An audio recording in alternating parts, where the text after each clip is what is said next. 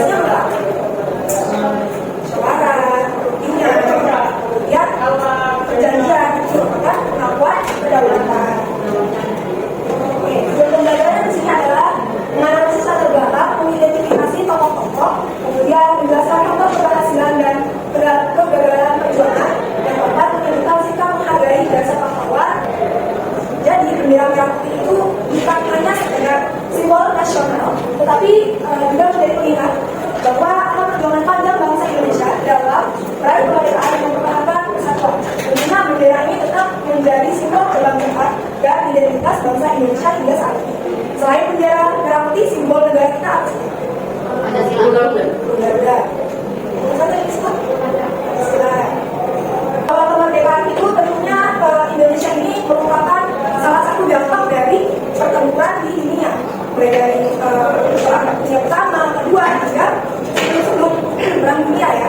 Di seluruh negeri orang berteriak merdeka apa mati. Indonesia berteriak apa? Merdeka. Merdekanya dengan mengaktifkan apa? Bambu runcing. Apakah bambu runcing itu efektif dalam melawan penjajahan? Ya. Jadi berarti tangan baru dan baik kita tentunya kita ada kita berada kuasa itu Indonesia ada kuasa merdeka. Kembali ke kita dengan ada tentara sekutu yang bertugas menjadi tentara tetap yang ada di Indonesia.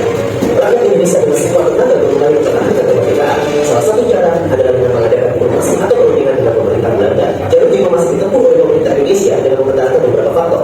Para pemimpin Indonesia dengan banyak memperkecil korban tewas. Selain itu, diplomasi dilakukan karena pada saat itu persenjataan yang berhasil dirampas dari 40 mampu menandingi senjata Belanda yang ditopang oleh tentara sekutu. Adanya lalu pemerintah merupakan salah satu politik percintaan Indonesia di dunia internasional. Pemerintah membuktikan bahwa Indonesia adalah negara yang kita damai. Setiap Belanda sebelum konflik harus Palestina. Dan masalah yang akan berasa di tahun itu tidak hanya perjanjian, ya.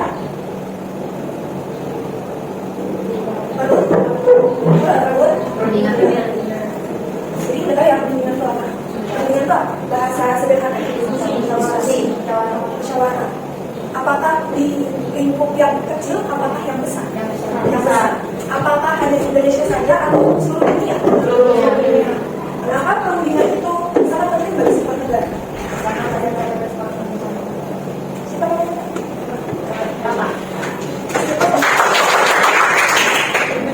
jadi di sini perjanjian Linggardan. Kenapa perjanjian atau perundingan itu selalu menggunakan nama tempat yang di mana mereka berunding? Ya, ya. Saya nambah biar ingat. Ya, menjadi saksi bahwa perundingan ini atau perjanjian ini pernah dilaksanakan misal di Balikpapan. Berbahasa tentang ABCDE.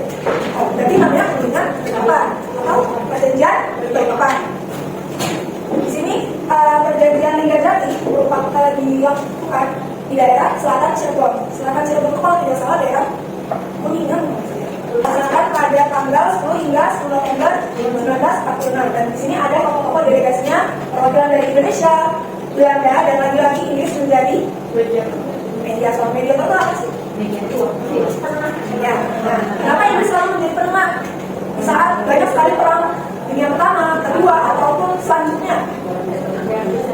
Karena pada saat itu Inggris sangat kuat. Kalau Australia, Hongkong, Malaysia, dan negara-negara persemakmuran United Kingdom, kan? Karena itu sangat amat besar. Selain itu juga selain negara-negara seperti Australia, Malaysia, dan lain-lain, apakah Amerika juga termasuk? Tidak. Ya. Padahal suku awalnya suku yang mirip dengan India, yang mirip dengan suku asli Australia. Jadi UK ini atau Inggris ini menjajah Amerika. Kemudian tentara dari Inggris ini tidak pulang ke negaranya, jadi menetap. Jadi sama saja dengan di Filipina. Filipina itu kan kesejahteraan Portugis, Spanyol.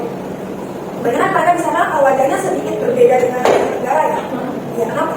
Karena kesejahteraan Portugis dan Spanyol. Banyak juga bahasa-bahasa sana sedikit mirip dengan Portugis dan Spanyol. Karena itu makanya Amerika menggunakan bahasa Inggris, cuma memang aksennya beda. Aksennya beda kan kalau misalkan kita mendengar seorang apa namanya yang biasanya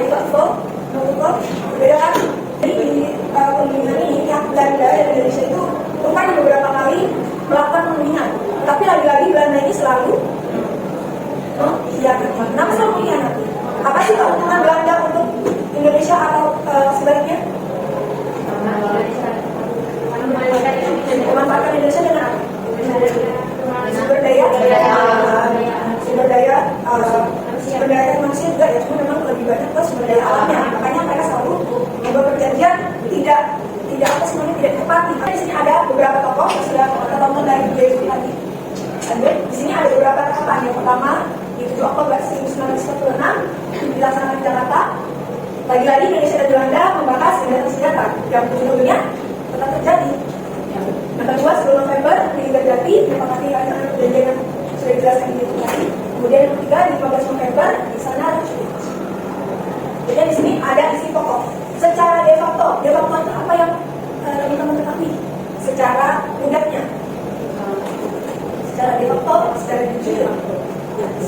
Oke, namanya de facto itu. Nah, ini beberapa dari daerah beberapa. Mungkin ada tanggapan yang lain secara de facto. Jadi de facto itu kalau bahasa sekarangnya cuma melalui lisan, tidak melalui kita di atas itu. Kita di atas itu apa? Bersih. Perjanjiannya berupa apa? Surat, naskah, tertulis, berupa arsip. Kalau secara de jure itu berarti dia memiliki hukum yang sangat kuat, ada hitam di atas putihnya. Jadi kalau misalkan teman-teman punya barang, contoh ya kipas, misalkan Mbak A ini mengakui secara de jure kalau ini miliknya, tapi Mbak B mengakui kalau misalkan kipas ini secara de facto, berarti pemilik aslinya Mbak A.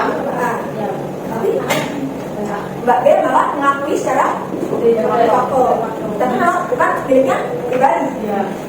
Terus ini paham? Pokoknya itu memunculkan pro kontra. Di kalangan tokoh tadi, tokoh Indonesia ini tokoh mana? Tokoh Indonesia kah atau Belanda kah?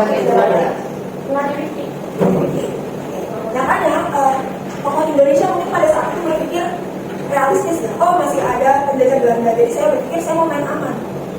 Saya mau pribadi saya, keluarga saya ataupun teman-teman yang lain tidak dijajah. Makanya mau ke Belanda. Base militer yang terjadi pada tanggal 20 Juli 1947 di Sumatera Timur, Jawa Tengah dan Jawa Timur. Kemudian ada perjanjian Renville. Perjanjian Renville seperti yang sudah saya bilang di awal tadi, perjanjian itu selalu bernamakan tempat lokasinya. Renville ini berada di mana? Kapal USS Renville. Jadi USS Renville ini adalah kapal tentara milik Angkatan Laut dari Amerika Serikat. Yang bernama Renville. Pada tanggal 8 Desember hingga 8 Desember 1947 hingga 17 Januari 1948. Lagi-lagi dimediasi oleh KTN, Komisi 3 Negara. Siapa saja negaranya? Indonesia. Pada saat itu memiliki kekuasaan penuh ya. Kemudian di sini lagi-lagi Belanda selalu melanggar perjanjian. Dan itu tadi Belanda ini tidak melanggar perjanjian itu karena masih ingin mencampuri Indonesia. Jadi sama seperti Jepang, mengakui bahwa Indonesia ini seperti saudara sendiri. Belanda ini karena terlalu lama di Indonesia dari zaman VOC, kemudian dari zaman Jalan itu berlangsung. Jadi dia merasa aman, oh saya mendapatkan pasokan bahan makanan, saya mendapatkan pasokan jasa dari penduduk Indonesia. Kemudian di sini ditengahi juga oleh Dewan Keamanan PBB. Tapi seperti yang kita ketahui, ternyata PBB ini dari dulu hingga sekarang hanya berupa ucapan, actionnya itu kurang. Seperti yang terjadi di Palestina dan Israel, Syria, Lebanon, Irak.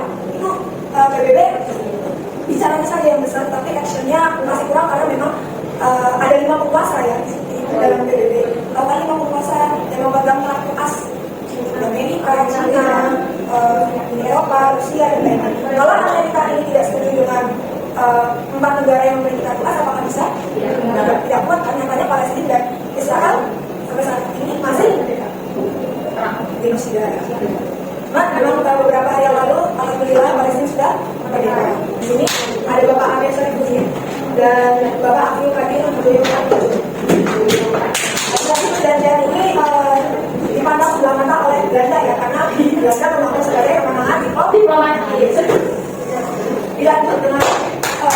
jadi Belanda melanggar pada tanggal 19 Desember 1948 memulai agresi militer kedua. Di agresi militer kedua ini ada yang tahu tidak ternyata Indonesia itu perpindahan kekuasaan ibu kota. Tahu seperti gimana? Di Jogja pada tanggal hingga 1949. Betul juga. Dari akhir tahun 1948 hingga 1949. Jadi tidak sampai setahun kalau tidak salah pindahannya. Di sini ada perjanjian London. London ini nama siapa tadi? Perwakilan dari Rom dari mana? Indo. Kalian dari Belanda. Di sini ada Pak Muhammad Rom. Dan di sini ada beberapa yang memang faktornya dari Belanda. Perundingannya akan dilaksanakan di Jakarta, hanya saja inisiatif PBB dipimpin oleh Harry Hancock. Jadi Amerika lagi pada tahun 1949. Pada tahun 1949 itu Indonesia menuntut kembali mengembalikan pemerintahan Republik Indonesia ke Jogja. Kenapa ke Jogja? Karena simbol penting kedaulatan dan kedaulatan.